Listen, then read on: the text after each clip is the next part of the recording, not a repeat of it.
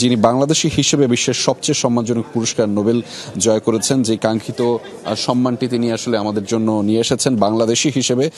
এবং বলা চলে যে বিভিন্ন ক্ষুদ্র ঋণের মাধ্যমে, মূলত ক্ষুদ্র ঋণ প্রকল্পের মাধ্যমে তার যে প্রকল্প সেটি আসলে বিশ্বভাবে নন্দিত হওয়ায় তার এই স্বীকৃতি মিলেছে।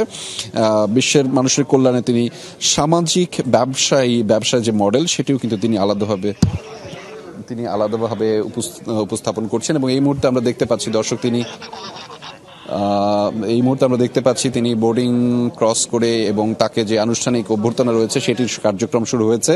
তিনি কিন্তু ইতিমধ্যে বাংলাদেশে অবতরণ করে বিমানবন্দরে কিন্তু নেমে গিয়েছেন, সেই কার্যক্রমও কিন্তু আমরা দেখতে পেয়েছি। আমরা আপনাদেরকেও দেখাচ্ছি দর্শক, সেটি আপনারা নিশ্চয়ই যমুনা টেলিভিশনের পর্দায় দেখতে পাচ্ছেন। অর্থাৎ অন্তর্বর্তীকালীন সরকারের প্রধান উপদেষ্টা হিসেবে দায়িত্ব নিতে যাওয়া ডক্টর মোহাম্মদ ইউনূস এই মুহূর্তে বিমানবন্দরে এসে নামলেন এবং তাকে যে আনুষ্ঠানিক অভ্যর্থনা জানানো হচ্ছে, 3 বাহিনীর প্রধান থেকে শুরু করে আরো ব্যক্তিবর্গ, তারা মূলত সেই কার্যক্রমে অংশ নিচ্ছেন।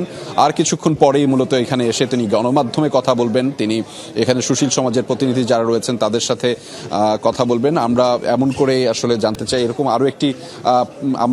আরো একটি প্রত্যাশার কথা জানতে চাই আপনার কাছে। একটু ছোট